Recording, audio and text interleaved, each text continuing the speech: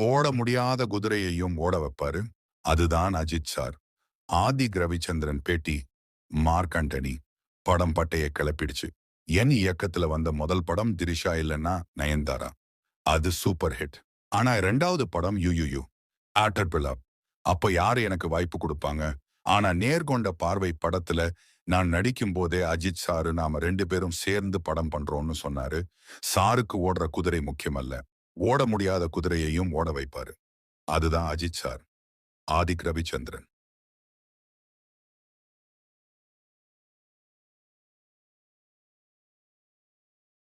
நீண்ட நாட்களுக்குப் பிறகு அஜித்தை ரசிகர்கள் எப்படி பார்க்க வேண்டும் என ஆசைப்பட்டார்களோ அப்படியே ஆதிக்க ரவிச்சந்திரன் காட்டியிருக்கிறார். திரிஷாவும் கொடுத்த கதாபாத்திரத்திற்கு நியாயம் செய்திருக்கிறார். டபுள் வில்லனாக நடித்திருக்கும் அர்ஜுன் தாஸ் இன்னும் அவர் வில்லத்தனத்தில் பயம் காட்டியிருக்கலாம். அதிரடி ஆக்ஷன் காட்சிகள் மாசாக இருந்தாலும் அதுவே கதையின் தோய்வுக்கு காரணம். ரைட்டிங்கில் ஆதிக்க ரவிச்சந்திரன் இன்னும் கொஞ்சம் ஸ்ட்ராங்காக இருந்திருக்கலாம்.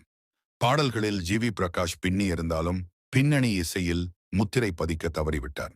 விடாமுயற்சியில் விட்டதையும் இன்னும் பிற படங்களில் தொட்டதையும் எடுத்து தட்டி தூக்கியிருக்கிறார் அஜித்குமார். என் வாழ்வில் எதையும் மறக்கவே மாட்டேன்.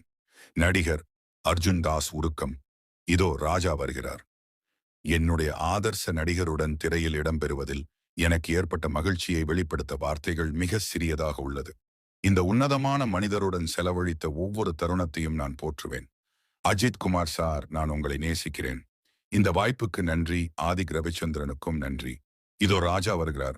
நடிகர் பிரசன்னா படம் பார்த்துவிட்டு, சார் ரொம்ப ஹாப்பி. படத்தின் ஆரம்பிச்சில எனக்கு எவ்வளவு சப்போர்ட் கொடுத்தாரோ அதே அளவுக்கு தான் இப்பவும் கொடுத்தார். என்னை அவர் விட்டு கொடுத்ததே கிடையாது. என்னை ரொம்ப கம்ஃபர்டபுளா பார்த்துக்கிட்டாரு.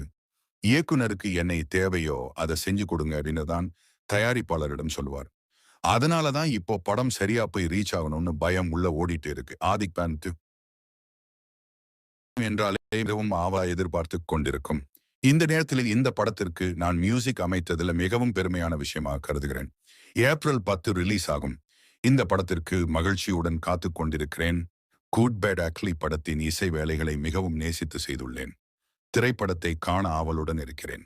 குட் பேட் அக்லி படம் 100 நாளை தொட வாழ்த்துக்கள். அஜித் படம் என்றாலே மிகவும் ஆவலா எதிர்பார்த்து கொண்டிருக்கும் இந்த நேரத்துல இந்த படத்திற்கு நான் மியூசிக் அமைத்ததுல மிகவும் பெருமையான விஷயமாக கருதுகிறேன். ஏப்ரல் 10 ரிலீஸ் ஆகும் இந்த படத்திற்கு மகிழ்ச்சியுடன் காத்து கொண்டிருக்கிறேன். குட் பேட் அக்லி படத்தின் இசை வேலைகளை மிகவும் நேசித்து செய்துள்ளேன். திரைப்படத்தை காண ஆவலுடன் இருக்கிறேன். குட் நைட் ஒன்லி படம் 100 நாளை தொட வாழ்த்துக்கள். ஜி.வி. பிரகாஷ் இயக்குனர் கே.எஸ். ரவிக்குமார் பேட்டி. வில்லன் படத்துல அஜித்தோட ஒரு கேரக்டர் மாற்றுத்திறனாளியா வரும். அந்த கேரக்டரை அஜித் கிட்ட சொல்லும் போது கால் மட்டும் கொஞ்சம் சரியில்லை, மனநிலை பாதிக்கப்பட்டவர்னு சொன்னேன். அதுக்கு அஜித், இது மட்டும் இருந்தா போதாது சார், இன்னும் கொஞ்சம் செட் பண்ணு சார்னு சொல்லி கைய மடக்கி முகபாவனை மாத்தி நடித்தார். அவர் செய்தது படத்துக்கு ரொம்ப உதவியா இருந்துச்சு. அப்புறம் இயக்குனர் சொன்னதை மட்டும் நடிச்சு கொடுத்துட்டு போகாம கதைக்காக